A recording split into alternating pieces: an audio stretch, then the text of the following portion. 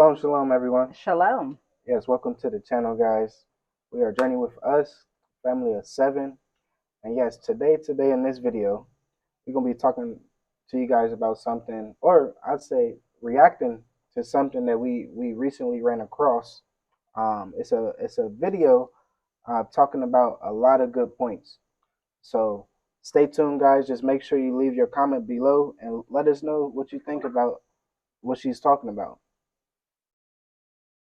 So we're saying the rule of divide and conquer, that game is over. Right. We are now awoken, our eyes are open, and we are coming home to re-engage with our brothers and sisters. So yes, Africans on the continent must participate, because at the end of the day, when we talk about issues of dual citizenship, when you talk about the issues of establishing a sixth region headquarters outside Africa, we're going to have to go back to the parliaments all over Africa to have those issues ratified. The children of Africa, they must come and be part of that conversation. They must be prepared. We are hoping that when we come out of the meeting, the PAC 8, we are going to come up with a document that we are going to call the African Diaspora Harare Declaration. As long as they are eating our lunch and we let them, they will continue. We have not stopped them. That is really the problem. Why aren't we stopping them? We're afraid. We were taught to be afraid of them. You sit a black man in front of a white man, we start shaking. Right. So I just want to say in response to that, Africans on the continent, and not like this isn't inclusive of everybody, but the people we've come across in Tanzania, I know like in South Africa it's different, maybe a little bit in West Africa, especially Sierra Leone is different. But for the most part, Africans on the continent are definitely afraid of white people, but us in the diaspora are not. We know where we come from. It's a whole different story. So for our African brothers and sisters, we do need you guys to step up and not be afraid of what's coming, because it is our time to really be on top, and we have to know what's really going on and where Africa is headed. And that's really leadership. I think it also has to do with how like white Jesus is portrayed a lot in Africa more so than in America. He's portrayed in both systems, but more so here. And that people reverence that idol here as if it's a god. And so until Africans stop idolizing foreigners, then you will forever be stuck in exactly what she's talking about. And you're going to see later on in the video exactly what we mean. Yes, guys. So stay tuned. give us an appreciation of how you see that shift of Africans within the diaspora making their way into what a lot proverbially refer to as the motherland. Yes, the reason the Africans in the diaspora, both the historic diaspora, who are descendants of the formerly enslaved, and those who left Africa in search of greener pastures, what has kept them from engaging Africa and investing in Africa is the lies from the West. The media has portrayed Africa as a diseased and dying continent. Stay away from there. Don't go there. Now, if I were to use the example of Zimbabwe, it's their own beautiful secret. They want to keep it to themselves. They're coming to invest in Zimbabwe in masses. They're coming to invest in Africa in masses. And yet the average black person out there is being told, don't go to Africa. It's a diseased and dying continent. There is where we need to begin. Refocus, re-educate, and speak truth to power about our Africa. Right. You don't expect those who put us in a position of servitude to undo the damage. They will continue it for as long as we're stupid enough to continue to listen to their lies. Wake up, Africa. Wake up, black people around the world. Africa is your problem. Own it, the good, the bad, and the ugly. Right. For Africa to change, for you to be able to benefit from what is yours. What's in Africa is the inheritance of every black person on earth. Right. But if you're stupid enough to listen to the lies, and while they continue to exploit your Africa, while they continue to amass wealth for their children, grandchildren, and generations to come, then the joke on you. But until we educate you, until we make you aware of what is really going on, and that is where we elders come in, we must speak truth to power. Right. That's why we need a Pan-African television that's going to boom the history, that's going to let people know that you are part of an experiment to make sure that you continue to be in bondage. Right. Understand that you are actually in shackles of the mind. That this war we are in, the war of hashtag African economic liberation. Right. We were denied economic liberation at this fake independence. Right. Our people must understand the dynamics.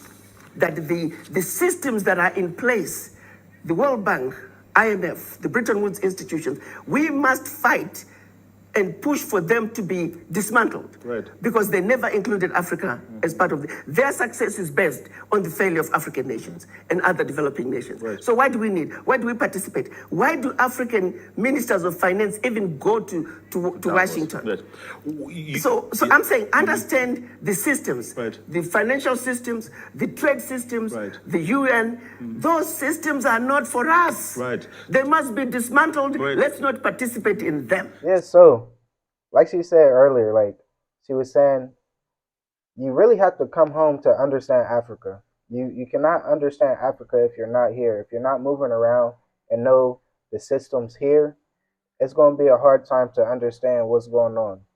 So that's a good point that she brought up, is really you have to come here, and that's all that we're trying to tell people. You can look your research up online and everything, but if you're not physically here and moving around and knowing the locals, knowing the system, it's going to be a hard time to understand.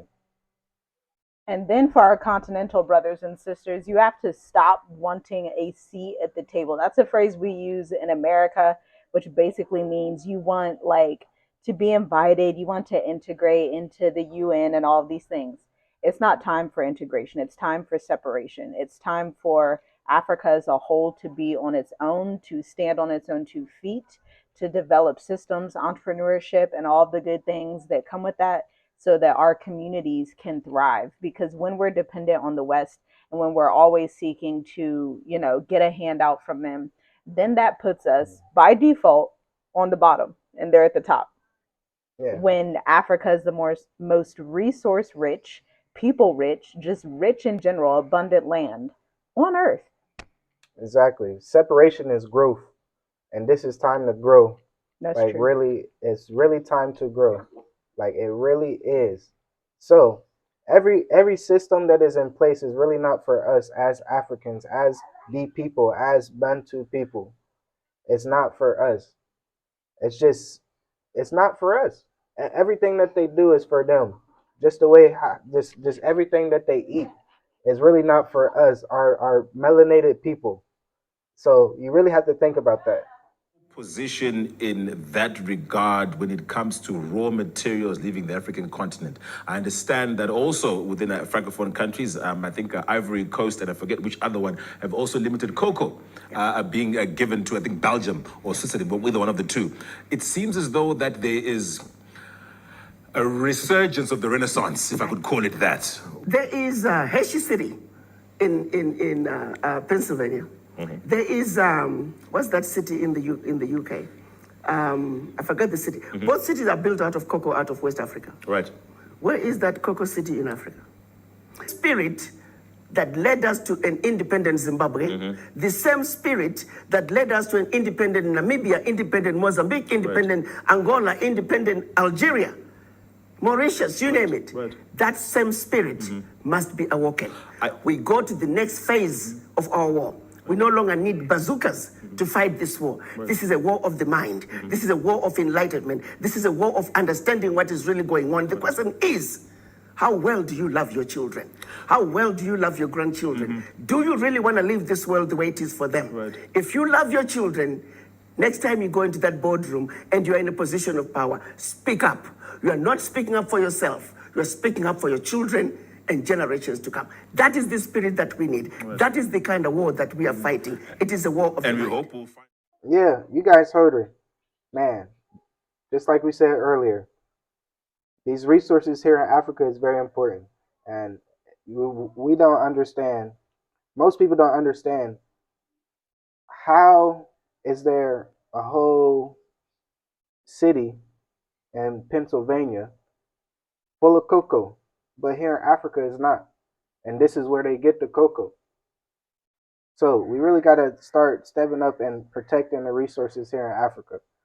Basically, you got to have that independence, that spirit of Uhuru. of freedom, of independence, of the Most High. Importantly, we got to get back to what the Most High told us and stand on our 2 feet as the people. And then what she said about how do you love your children? Child, how Your can we really grandchildren. say we love our Ooh, children and stay in America in a system that exploits them, that will inevitably steal their heritage from them, that steals it from them from birth, and that as of right now is heading towards zero wealth for Black people in America, holding zero wealth by 2053. So by staying in these systems and volunteering to work on the slave field still, even though we're not in chains, we're now mentally, in yeah. mental slavery, which is just as bad. So if we stay in these situations and we stay on these continents that are not melanated and do not serve us and cannot fulfill our divine purpose, how can we say we love our children? No matter how many life insurance policies you set up, how much, whatever you try to give them in the West, how can you really say you love your children? Really. How can you say you love your children, your grandchildren? Just like, Yourself? look, Do you love yourself? Do you love your people? A lot of our people don't love themselves really. because they rather be around white folks all day. If you'd rather be around white folks all day and that's your comfort zone, you probably don't love yourself. Yeah. And like say go ahead, you can give them insurance, but as we see with all the people, just say what in Hollywood now, all the people in the NBA, all the people that's like got big money, they're They don't really getting have it. they can't guarantee that for you. Resources is very powerful.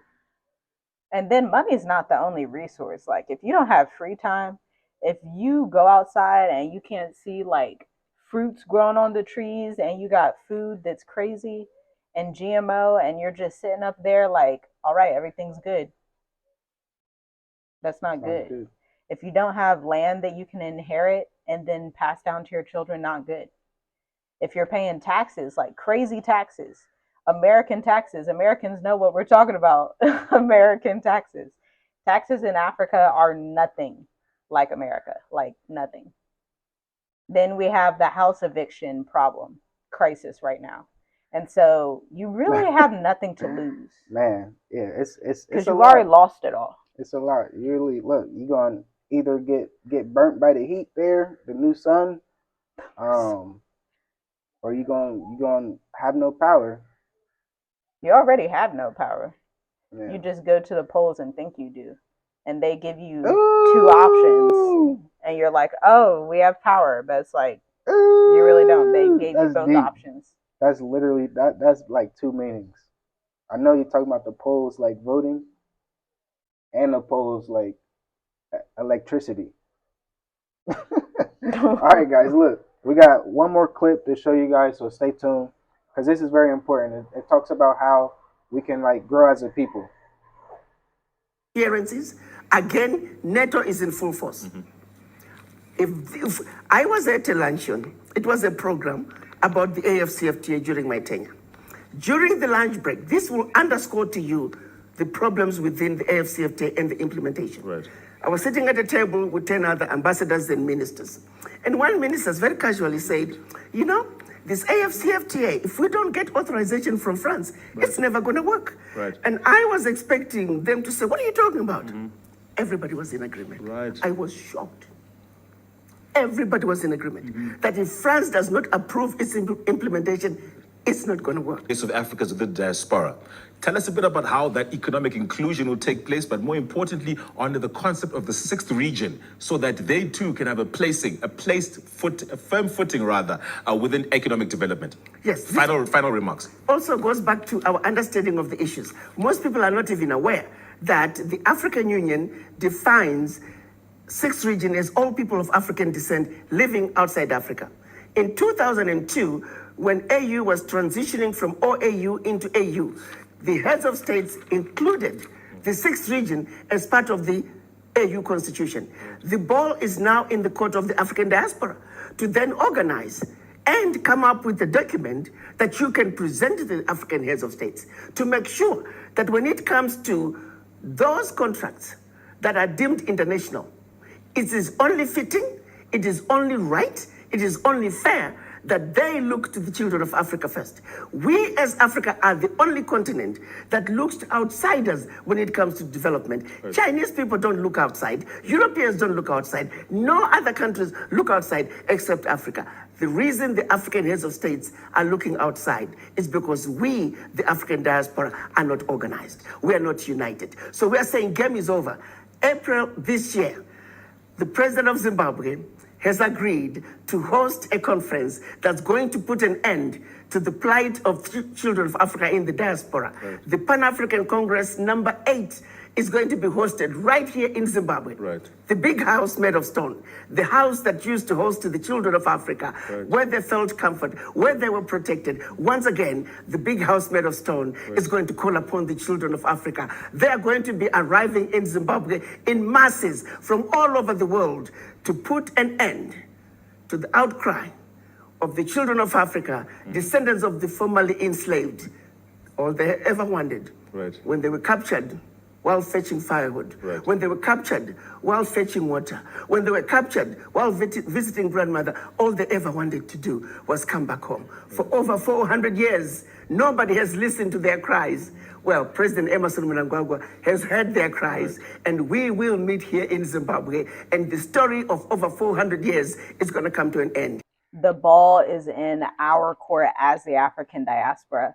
It's not time to just sit up and look and wait for reparations and beg somebody to do something for us. Begging season has to be over. Look, the Bible says, live not a beggar's life. Like, we got to stop this. We have to stop trying to beg people for stuff and do what we're supposed to do. Live out our purpose, follow the Most High's will, and ultimately seek freedom for the oppressed. Because we are the people that have been oppressed. Our brothers and sisters here in Africa have been oppressed. And so whatever your purpose is in this big movement, you need to be thinking about what you can do. Another thing, she said the sixth region needs to unify. I think we need to be clear about what unification really is, because it's not, from my perspective, it's not going to dinners or having friends over or doing things like that. Unification is the development of Africa on an entrepreneurial level, and then on an educational level. So if you're someone that has books on Black history and you know people in East Africa maybe don't know about that, you need to be sending books. If you're someone that publishes books, we publish books, you need to get in contact with people who can then distribute those books throughout Africa. That is unification. It's not just about going to dinners and doing all these feel-good things.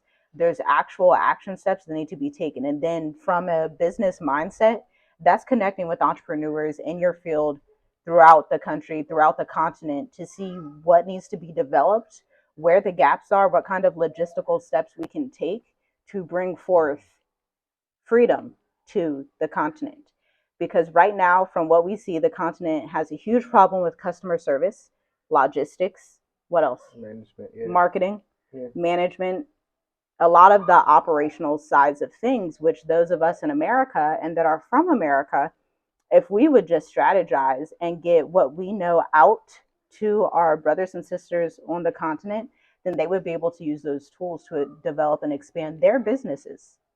Earlier, she was saying, you know, you don't see Chinese people going outside of their community to get help. You don't see European people going outside their community to get help. But you see African people going outside their community. You see Black Americans, you know, African Americans going outside to get help from the government systems and things like that. So it is time for us to unify. And unification, like my wife just said, it's not trying to come together, spend a night over people's house, like no sleepovers. You get what I'm saying? No sleepover. It's not time to sleep over, because it's not time to sleep. It's time to be awake. It's time to move. It's time to move as an individual, as families. Our family, your family, keep moving, and we're going to come together and unify at the end, because it is time for the end. Like say, we know what the scriptures say. The Most High is coming soon. Yahushua HaMashiach is coming soon. And he's just waiting on us to unify. So we're not saying, let's go sleep over. Do what you have to do. Say it with your chest. Right? Say it with your chest and keep going. So guys, yes, Hope you guys enjoyed this video. Make sure you like, comment, share, subscribe. Leave a comment below and let us know what your thoughts are on what she said, because it is time. It's time for our people. Wake up, Africa. Wake up, Jacob. Yes. So, guys, have a good day. Peace and blessings to your family. Make sure you unify. Make sure you keep going in your purpose. Shalom.